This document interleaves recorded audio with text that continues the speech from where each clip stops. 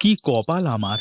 এত কাজ করি সারাদিন, ভাগ্যের চাকা যেন ঘুরতেই চায় না। গুরু, ভাগ্যের চাকা পরিশ্রমী ঘোরে। আমার তো এর বাইরে কিছু জানা নেই। হ্যাঁ, ওই একই কথা তো সবার মুখেই শুনি। আমার কি মনে হয় গুরু, আমাদের এমন কিছু করা উচিত যাতে করে আমরা তাড়াতাড়ি অনেক টাকা উপার্জন করতে পারি। কি এমন কাজ? কি কাজ করলে অল্প সময়ে বেশি টাকা পাওয়া যাবে? আরে কি যে বলো গুরু, তুমি হলে আমার গুরু। তুমি যদি আমার কাছে প্রশ্ন করো তাহলে কি হবে?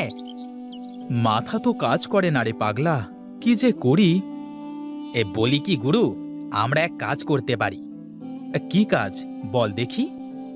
এই চলো, আমরা আজ থেকে সব কাজ বাদ দিয়ে ব্যাংক ডাকাতি করি।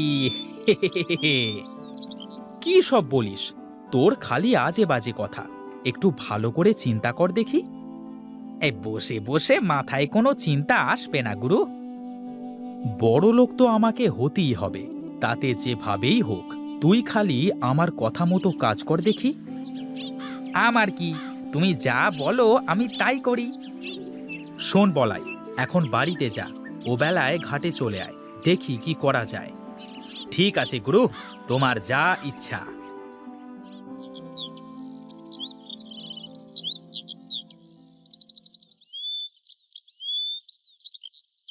কি গিন্নি, বসে আছো যে? এখন আসার সময় হলো তোমার? রান্না করে সেই কখন থেকে বসে আছি, এই আসছো বুঝি? আসবো তো গিন্নি, এত ব্যস্ত থাকি সব সময়। হ্যাঁ, কি যে ব্যস্ত থাকো তা তো আমি ভালোই জানি। পেয়েছো তো ওই ভাদাইমা বলায়ের সাথে সারাদিন কুমতলব আটার। বাজে কথা বলো না তো গিন্নি। হ্যাঁ, আমি যা বলি তা তোমার কাছে বাজে কথাই হয়ে যায়। এখন এসো, কটা খেয়ে আমাকে উদ্ধার করো। আমার তো আর তোমার মতো ঘুরে বেড়ালে চলবে না, অনেক কাজ পড়ে আছে। বলি শোনো গিন্নি, এত চিন্তা করো না। একদিন দেখবে আমরা কত টাকার মালিক হই। হ্যাঁ হ্যাঁ, তা দেখা যাবে, যেদিন হবে সেদিন বলবে। আহা, তোমার হাতের রান্না মনে হয় অমৃতের স্বাদ। আহা, কি রসের কথা! সেই তো 3 বেলা ডাল ভাত ছাড়া কিছু জুটাতে পারো না, আবার এমন ভাবে বলছো যেন বিরিয়ানি রান্না করেছি।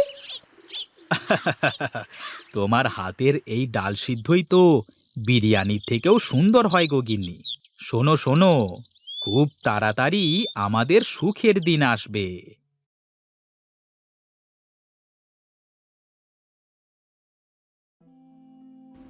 ওরে বলাই, এসেছিস? এই তো বেলা করে কোথায় কোথায় ঘুরে বেড়াচ্ছিস বল দেখি। এই কোথায় আর ঘুরে বেড়াবো, আমি ছিলাম আমার কাজে। এখন বলো দেখি, খাবার টাবার কিছু আছে নাকি? দেখ, ওই ওখানে খাবার বাড়া আছে, খেয়ে নে। আমার তো শরীরটা খুব একটা ভালো না বাবা, তাছাড়া বয়সও তো হয়েছে, এবার একটা বিয়ে কর বাবা। আরে আমাকে কে মেয়ে দেবে বলো দেখি? আমার মতো ভেদামার্কা ছেলের সাথে কেউ মেয়ে দেবে না মা।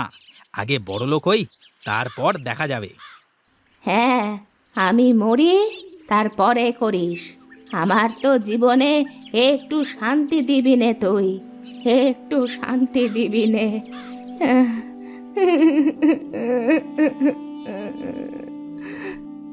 এই দেখো মা, প্রতিদিন এক কথা শুনতে আমার ভালো লাগে না। আমাকে আর একটু সময় দাও।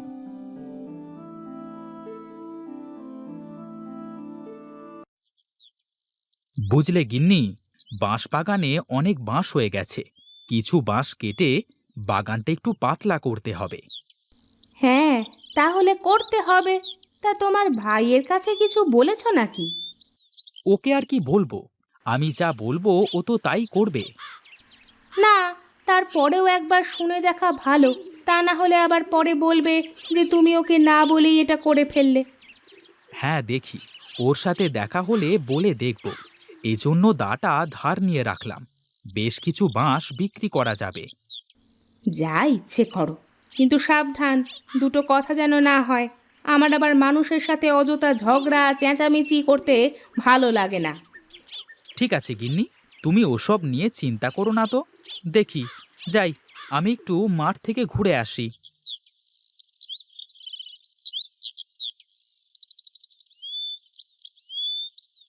আচ্ছা বলাই, একটা কাজ করলে কেমন হয়? কি কাজ ওস্তাদ, বলো দেখি। আমি ভাবছিলাম, আমাদের তো বিরাট বাঁশবাগান আছে, আমরা যদি বাঁশ দিয়ে কিছু করতে পারি। বাঁশ দিয়ে কি করা যাবে ওস্তাদ? গাধা নাকি তুই? বাঁশ দিয়ে তো কত কিছু বানানো যায়। হ্যাঁ, তা করা যায়, কিন্তু এগুলো বানাবে কি করে?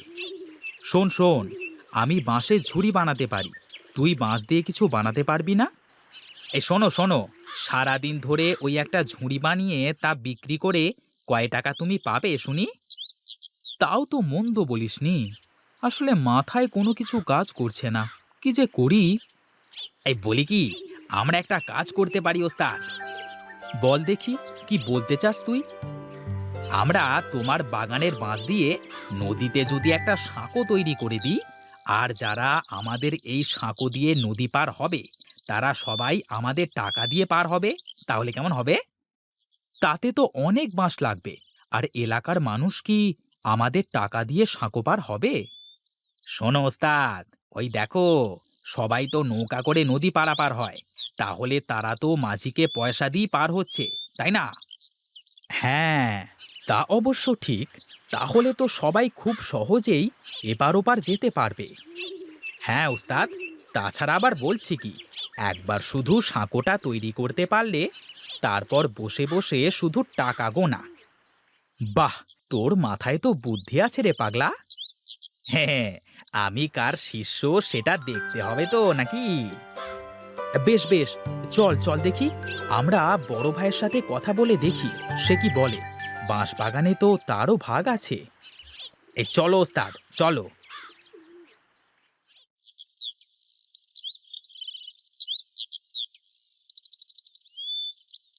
সে কি দাদা, এখানে দাঁড়িয়ে আছো যে? আহ, কিছু বাঁশ কেটে বাগানটা একটু ফাঁকা করতে হবে, তাই দেখছিলাম আর কি, কোথা কোথা থেকে বাঁশ কাটা যায়। তাহলে তো ভালোই হলো ওস্তাদ, আমাদের কাজ আরো সহজ হয়ে যাচ্ছে। কি রে, তোদের আবার কি কাজ সহজ হবে? বলছি দাদা, তোমার কাছেই যাচ্ছিলাম, তা তোমাকে এখানেই পেয়ে গেলাম, ভালোই হলো। কি বলবি বল দেখি, শুনি। আমরা ভেবেছি, আমাদের তো বাঁশের বাগান আছে, আমরা নদীতে একটা সাঁকো তৈরি করব। হ্যাঁ দাদা, এই কাজ করতে পারলে আমাদের অনেক লাভ হবে। তোদের মতলব কি বল দেখি, তোরা কি জনসেবা করতে লাগছিস নাকি? সামনে কি ভোটে দাঁড়াবি নাকি? আরে দাদা, কি যে বলো, আমি কেন ভোটে দাঁড়াতে যাব? আমি তো ব্যবসা করব। ব্যবসা? সাঁকো দিয়ে কিভাবে ব্যবসা করবি? হ্যাঁ দাদা, বলি, সারা দিন এপার থেকে ওপার, ওপার থেকে এপার, কত মানুষ যাওয়া আসা, এখন সবাই তো নৌকা করেই যাওয়া আসা করে, তাই না? হ্যাঁ, তা করে। এই জন্যই তো আমরা আমাদের নিজের খরচে সাঁকো বানাবো, আর যারা যারা আমাদের সাঁকো দিয়ে পার হবে তারা তারা আমাদের টাকা দিয়ে পার হবে। না ভাই, তোদের এই উদ্ভট চিন্তায় আমি নেই ভাই। আমি আমার ভাগের বাঁশ নষ্ট করতে দেব না। তোদের ইচ্ছে হলে রমেশের ভাগের বাঁশ দিয়ে করতে পারিস, আমাকে এসবের মধ্যে ডাকিস না। এই রে, দাদা তো কিছুই বুঝতেই চাইল না। আমি বলি কি ওস্তাদ, আমরা আমাদের কাজ করি, দাদা যখন দেখবে আমরা সফল হয়েছি তখন আমাদের সাথে চলে আসবে। ঠিক আছে, কাল থেকেই তাহলে আমরা কাজে লেগে পড়ি। চল, এখন বাড়িতে যাওয়া যাক।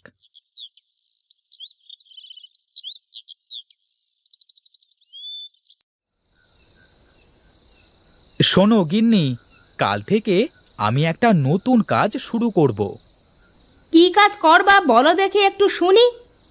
কালকে নদীতে সাঁকো তৈরি করব। তুমি সাঁকো তৈরি করে কি করবে শুনি? কেন, সবাই নৌকা পার হয়ে কেমন মাঝিকে টাকা দেয়, তেমনি আমার সাঁকো দিয়ে যারা পার হবে তারা সবাই আমাকে টাকা দিয়ে পার হবে। তোমার যা ইচ্ছে করো, আমার ওসব নিয়ে কোনো মাথা ব্যথা নেই। উঠে পড়লে যে? কি করব বলো তো? আমার খাওয়া শেষ, আর বসে বসে তোমার ওই ফালতু প্যাঁচাল শোনার সময় নেই আমার। আমি ঘুমাতে যাচ্ছি। হায় রে কপাল আমার, কেউ বুঝতে চায় না আমাকে। আমি যা করি সব তাদের কাছে ফালতু কাজ মনে হয়।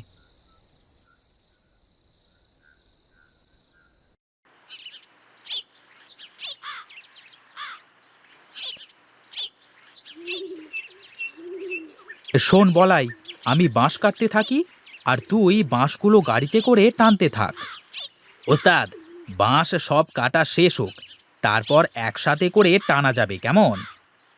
ঠিক আছে ঠিক আছে, তাহলে বাঁশগুলো সব গুছিয়ে এক জায়গায় জড়ো কর।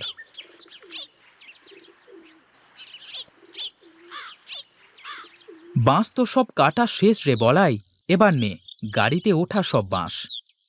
ঠিক আছে ওস্তাদ।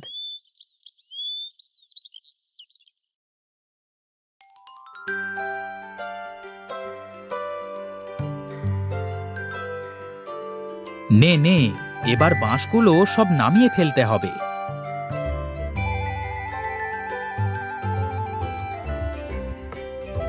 যাক, এবার শুধু সাঁকোটা বানানোর কাজ। শোন রে বলাই, যারা আমাদের সঙ্গ দিল না তারা দেখবি আফসোস করবে।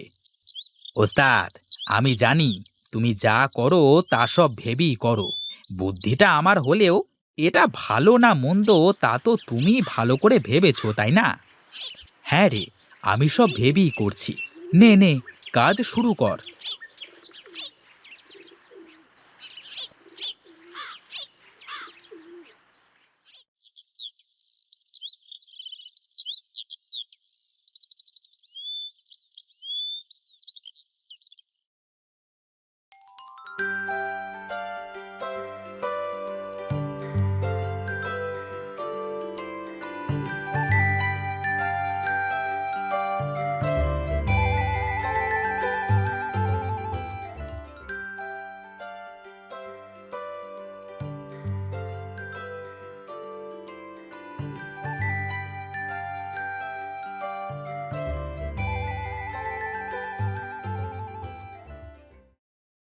ওস্তাদ, কি বলেছিলাম, কাজ হচ্ছে তো? হ্যাঁ রে হ্যাঁ, আজ এই ভাগের বাঁশবাগান আমার ভাগ্য খুলে দিল রে বলাই। এখন আর আমাদের কোনো চিন্তা নেই ওস্তাদ, বসে থাকবো আর টাকা চলে আসবে। এখন আমার দাদা বুঝবে যে সে কি করেছে। তার ভাগের বাঁশ এখন সে চিবিয়ে চিবিয়ে খাবে। শোন বলাই, তুই বস, আমি গেলাম। তোর বৌদির জন্য গঞ্জ থেকে কিছু কিনে নিয়ে যাই। এখন তো আমার টাকার কোনো অভাব নেই রে। ঠিক আছে ওস্তাদ, যাও, আমি আছি।